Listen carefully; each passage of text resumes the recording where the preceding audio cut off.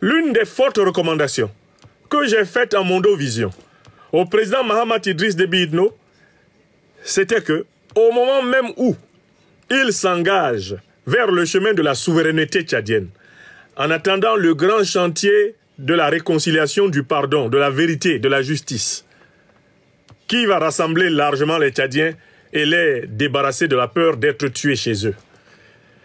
J'ai dit qu'il ne pouvait pas avancer efficacement sans opérer des alliances géostratégiques et géopolitiques majeures. Mais il doit les opérer crânement. En grand militaire de terrain qu'il est, il ne doit pas hésiter. Parce que le temps peut jouer contre lui. Je l'ai dit il y a 6 mois. Je l'ai dit il y a 1 an. Je l'ai dit il y a 3 mois. Je l'ai dit il y a 1 semaine. Les décisions de souveraineté doivent toujours être prises en même temps qu'un renforcement de la synergie des alliances. Or, quelles sont les alliances disponibles pour le président Mahamat Idriss Déby Itno dans la logique souverainiste dans laquelle il s'est engagé et qui risque de lui coûter la vie? Car vous voyez très bien que les impérialistes ont attaqué la présidence dans le but de le tuer, comme ils ont tué son père. Il n'y a pas de hasard dedans. Ils allaient à la présidence dans l'espoir de tomber sur le président maréchal Idriss Déby Mahamat Itno et le tuer. Comme les mêmes ont tué son père. Non, il ne faut pas chercher cette affaire-là midi à 14 h. Mais pourquoi veut-on le tuer? La situation est sous contrôle après une tentative de déstabilisation. Des violents échanges de tirs ont éclaté ce mercredi aux abords du palais présidentiel à N'Djamena. La capitale du Tchad, informe le média Tchad One. Les circonstances exactes de cet incident restent floues et les autorités n'ont pas encore fourni d'informations sur son origine. Ces échanges de tirs sont signalés dans le contexte où le ministre tchadien a qualifié d'insulte grossière à l'intelligence des Africains et de déni de recul de l'histoire les propos du président français Emmanuel Macron tenus lors de la conférence des ambassadeurs et ambassadrices au palais de l'Élysée à Paris. Le pays a d'ailleurs fixé le 31 janvier 2025 pour le départ des forces françaises, une date non négociable selon N'Djamena. La situation est totalement sous contrôle, a déclaré mercredi soir le porte-parole du gouvernement tchadien Abderrahmane Koulamala à la suite des tirs nourris dans le centre de la capitale. Selon plusieurs sources sécuritaires, un commando armé a attaqué l'intérieur du palais présidentiel avant d'être maîtrisé par la garde présidentielle. La situation est totalement maîtrisée. Toute cette tentative de déstabilisation a été éradiquée, a déclaré le porte-parole, par ailleurs ministre des Affaires étrangères, dans une vidéo diffusée en direct sur Facebook. Je suis actuellement à la présidence de la République où la situation est totalement maîtrisée. Il n'y a aucune crainte, il n'y a rien de grave et nous ne pouvons rien vous dire pour l'instant, mais la situation est totalement sous contrôle. Nous attendons la venue du procureur de la République pour vous montrer la réalité de ce qui s'est passé. Mais d'ores et déjà, je voudrais rassurer l'ensemble des Tchadiens que la situation est sous contrôle. C'est un petit incident qui s'est passé et je reviendrai longuement tout au long de la soirée pour vous dire ce qui s'est passé. Je suis actuellement à la présidence de la République. Comme vous voyez, il n'y a absolument rien. Tout est calme. Je veux que vous soyez rassurés. On est là et nous défendrons notre pays au prix de notre sang. Soyez calmes. Il n'y a rien, il n'y a absolument rien. Nous sommes tous mobilisés, les forces de défense et de sécurité sont mobilisées et tout a été éradiqué, toute cette tentative de déstabilisation a été éradiquée. Soyez à l'écoute, restez fermes et je reviendrai pour vous donner plus de détails. Vas-y, en arabe. Je suis entouré des militaires dans un calme total. Et nous avons préféré faire un direct pour vous dire que nous sommes mobilisés pour défendre la patrie et pour défendre notre président. Inch'Allah, nous allons anéantir tous ces rigolos qui pensent remettre en cause l'intégrité de notre pays.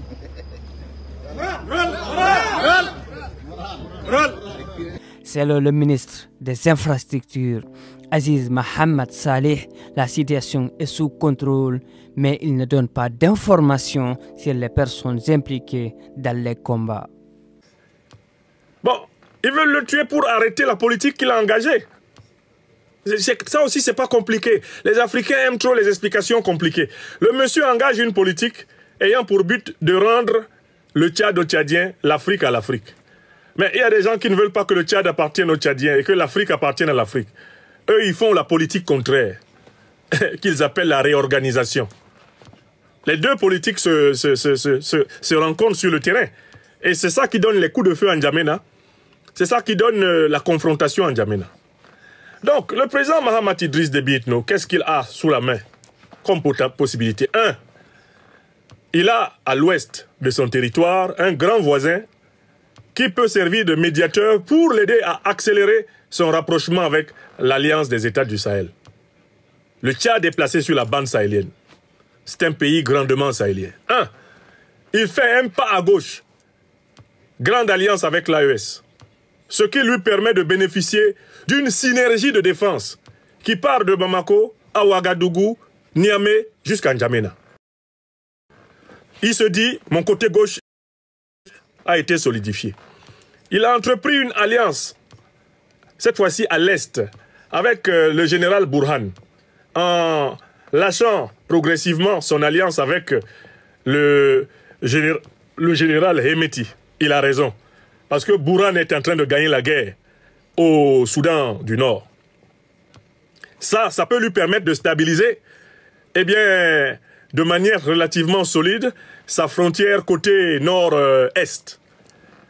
Bon, mais il y a des pays africains qui sont authentiquement restés quand même fidèles à la doctrine souverainiste. C'est le cas de l'Angola, c'est le cas du Zimbabwe, c'est encore le cas de l'Afrique du Sud. Ce sont des pays avec lesquels il peut discuter de ce dont il a besoin éventuellement dans l'urgence. Et puis, à l'échelle du monde, mais c'est le grand groupe des BRICS et c'est le monde multipolaire, c'est-à-dire la Chine et la Russie. C'est avec le monde multipolaire qu'il doit construire les alliances lui permettant de renforcer son appareil de défense et de renforcer sa protection diplomatique et sa présence internationale. Tout ceci doit être fait en montrant une volonté réelle d'apaiser le cœur des Tchadiens, de reconnaître ses erreurs et ses fautes, de penser les blessures des Tchadiens, de réparer dans toute la mesure du possible, eh bien, tout ce sang innocent qui a coulé dans ce pays par vraiment un véritable exorcisme républicain et de communion. Tout ce travail-là doit se faire concomitamment. Et notre jeune frère, le président maréchal Idriss Déby Itno, n'a pas le temps. Il n'a pas le temps. Pourquoi? Parce que lui, ils ne veulent pas le laisser faire 27 ans, comme ils ont d'ailleurs dû forcer son père à les faire, dans leur intérêt. Lui, ils ont décidé de l'éliminer parce qu'ils considèrent que c'est un ingrat. Ceux qui veulent l'éliminer considèrent que c'est un ingrat. Et que de fraîche mémoire, on l'a installé. Et déjà, il n'obéit pas. Mieux, il est insoumis. Donc, il n'a pas le choix. Il ne peut pas mener ses opérations eh bien, d'une manière catiminieuse. Il ne peut même pas les mener de nuit. Il est obligé de les mener de jour. Parce que qu'il le fasse ou pas, eh bien, ceux qui ont décidé de sa perte n'y renonceront jamais plus. Bon, je le lui ai dit. Dans toutes mes analyses, je lui ai dit que les choix qu'on fait là, quand on est chef d'État comme lui, sont des choix irréversibles. Et chacune des allocutions qu'il a données depuis le mois de décembre me semble avoir compris cela. Mais bon, il faut passer aux actes, parce que de toutes les façons, l'attaque de N'Djamena du 8 janvier n'est que l'une des nombreuses attaques qui auront lieu. Les forces de défense et de sécurité du Tchad doivent s'attendre constamment à ce type d'attaque. Il faut s'attendre même à des attentats. Ils vont tenter de provoquer des morts d'innocents. Ils vont tenter de poser des bombes dans les lieux publics. Ils vont tenter de mettre le Tchad sens dessus-dessous, d'ensanglanter le Tchad, afin de montrer que l'État et son chef ne peuvent pas protéger la population. c'est le moment aussi d'appeler nos frères et sœurs de l'opposition tchadienne à ne pas sacrifier la contradiction fondamentale, celle de la souveraineté du Tchad, aux contradictions secondaires, c'est-à-dire aux blessures mutuelles, aux rancœurs, légitimes ou non, qui continuent de vivre entre Tchadiens. Ceux qui pensent que les attaques des impérialistes contre N'Djamena leur permettront d'exercer le pouvoir à N'Djamena n'ont pas compris que c'est impossible. Il est prévu de longue date que le Tchad ne soit pas stable, quel que soit le président qu'il y aurait à la tête du Tchad, qu'il soit issu du nord ou qu'il soit issu du sud. Il est prévu que le Tchad ne soit pas en paix, parce qu'une Afrique en paix, un Tchad en paix, deviennent des puissances. Et on ne veut pas voir de puissance africaine s'affirmer dans l'Organisation des Nations Unies. Voilà pourquoi l'Afrique est le continent a priori exclu, jusqu'à ce jour, de la détention d'un siège permanent et d'un droit de veto au Conseil de sécurité des Nations Unies. Parce que les puissances qui,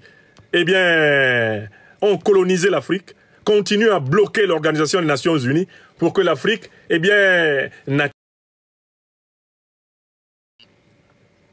Donc, ce qui va se passer, et je conclus là-dessus, c'est que cette attaque du 8 janvier n'est que le début d'une série d'attaques qui vont se disperser sur le territoire national tchadien.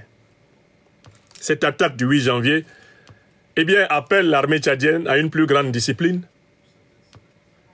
à une plus grande mobilisation, mais elle appelle le peuple tchadien à choisir soit la solidarité totale avec son armée, en vue de se réconcilier avec elle, soit de prendre le risque de laisser son armée se débrouiller tout seul. Et à ce moment-là, la conséquence, ça serait un Tchad qui explose et une grande catastrophe humanitaire au cœur du Sahel. Que Dieu en préserve le Tchad, que Dieu en préserve l'Afrique, que la voie du courage, la voie de l'harmonie, la voie de la sagesse, la voie de la détermination l'emporte sur celle de la peur, sur celle de la lâcheté, de la haine, de la rancœur, de la vengeance. Et que le grand pays des Sao trouve son chemin vers le grand soleil des libertés africaines. En tant que fils de l'Afrique, je suis un fils du Tchad. Et pour moi, dormir ce soir sans avoir apporté mon soutien au peuple tchadien ensanglanté et meurtri par les terroristes impérialistes qui, depuis 2011, déstabilisent toute l'Afrique pour faciliter sa recolonisation par les puissances négrières colonialistes, néocolonialistes et impérialistes, dormir sans apporter mon soutien au peuple tchadien eût été impossible. Et dormir sans dire au président maréchal Mahamat Idriss Déby Itno que malgré tout ce qui nous sépare en termes de pratique de la politique intérieure et notamment en termes de politique de l'état de droit, point sur lequel il est largement en retard et qui explique d'ailleurs la fragilité de son régime, j'ai parfaitement conscience en tant que fils de l'Afrique que les décisions courageuses qu'il a prises ces derniers temps exigent de notre part la hauteur et la grandeur de vision de le soutenir en tout ce qu'il fait de juste et de bien pour le peuple tchadien et pour le peuple africain. J'applique pour le président maréchal Mahamat Idriss Déby Itno la règle que j'applique partout ailleurs. Quand je critique la dictature togolaise, j'ai le devoir de reconnaître quand celle-ci pose un acte positif envers le Mali, le Burkina et le Niger, que cela est une bonne chose. Quoi qu'en pensent les pires opposants de cette dictature. Je suis un critique de la dictature de mon pays natal, le Cameroun. Mais si M. Biya posait sur le plan géopolitique, géostratégique, des actes pour soutenir le processus de souveraineté du continent, je serais, moi, opposant au régime de M. Biya, obligé de le féliciter pour le courage qu'il aurait eu de faire ce pas. C'est ainsi que les Africaines et les Africains doivent mûrir. L'analyse politique doit encourager tout ce qui nous permet de réaliser nos objectifs collectifs et encourager ceux qui sont dans l'action, ceux qui sont dans la difficulté, à avoir le courage de faire face à leurs failles, à leurs fautes, à leurs torts. Parce que l'Afrique est tellement immense.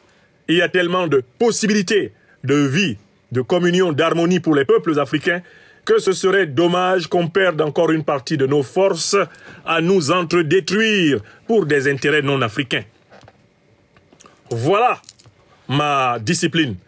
Voilà ce qui peut me permettre de critiquer Sonko et Diomaye Faye.